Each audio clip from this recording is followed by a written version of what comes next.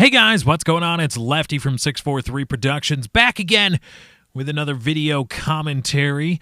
And before I jump into it, I want to remind everybody the Lefty Show is going to be on Thursday. I don't know when this video is going to go up, but there will be, well, there's not going to be a link in the description to an upcoming Lefty Show if I upload this a day early. But Lefty Show is on Thursdays now. Always remember that 7 p.m. Central Standard Time is when we go live on Thursdays. I want to talk with you guys, hopefully quickly, hopefully I can be concise in my points here, about fake YouTube entertainment, about fake entertainment in general. And it's gonna be a little bit anecdotal, and then I want to give you guys a thought experiment that I want you to try. I want you to actually try it and see where that gets you, see where that puts you mentally. And I waited to cover this because I wanted all the drama, I wanted all the craziness surrounding, the Minnesota Burns bullshit about how he fakes videos. I wanted it to go away, so I didn't have to deal with the idiot children that are like, "You're just making this video to defend Minnesota Burns, and I'm not watching it." No. So I don't want that to be the focal point of this video. I'm going to use that situation as a jumping off point, but I am not referencing it specifically. I want to say right now, because I know the average retention for a video is about 3 minutes, give or take. So before you ADD-riddled kids just go off and whatever it is else you do on YouTube, again, using this as material for a larger point, not speaking specifically about Minnesota Burns, who, as far as I know, never has and never will fake a video. If you have problems with Minnesota Burns, take them to him. Don't come onto my channel in the comments of my video and start talking about somebody that you have a childish beef with, okay? It's that simple. But talking about fake entertainment, a lot of people in YouTube, this seems to be a thing, the YouTube community, specifically the YouTube viewing community, and they're led by a certain number of commentators, personalities, not necessarily just commentators. They like to get upset about things. They like to get peeved about this, and they like to throw up their hands in despair and say, "Look at how this person has despaired me in my YouTube viewing this or that." And they like to get upset about things, and fake material is one of them. Again, you know who is basing the basis for this material, we're not referencing it specifically, doesn't fake videos. This is a separate topic. I don't want to hear about it. Moving on.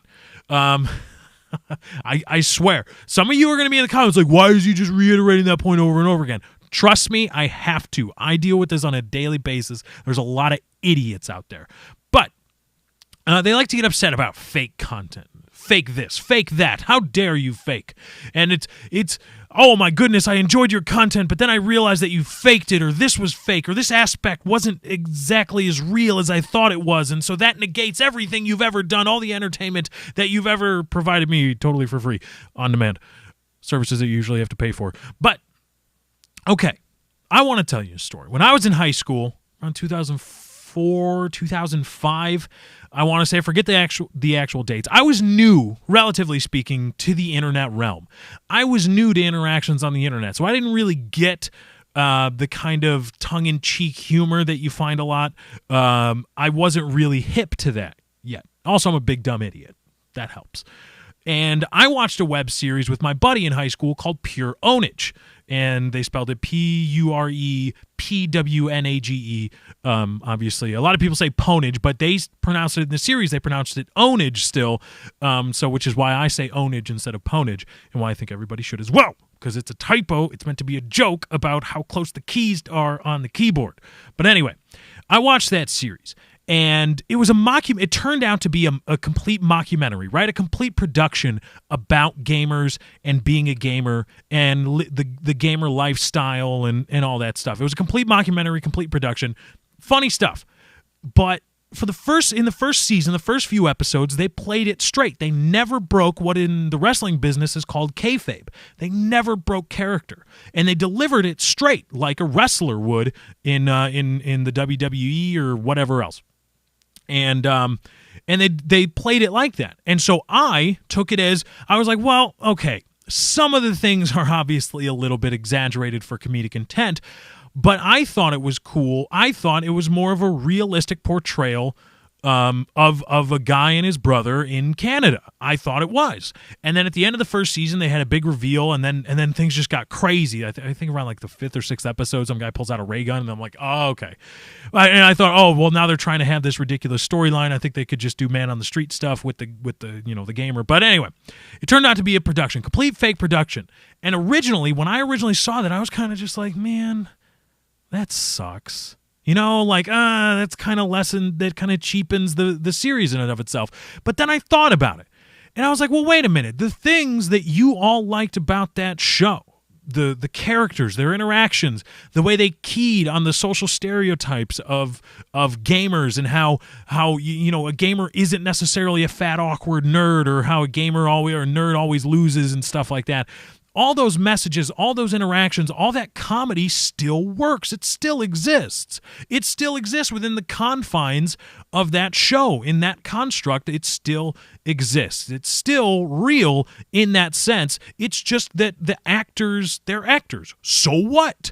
It doesn't really change the piece of entertainment as a whole, especially as you enjoyed it, because the message doesn't change, even though your perception of the people that created that message has.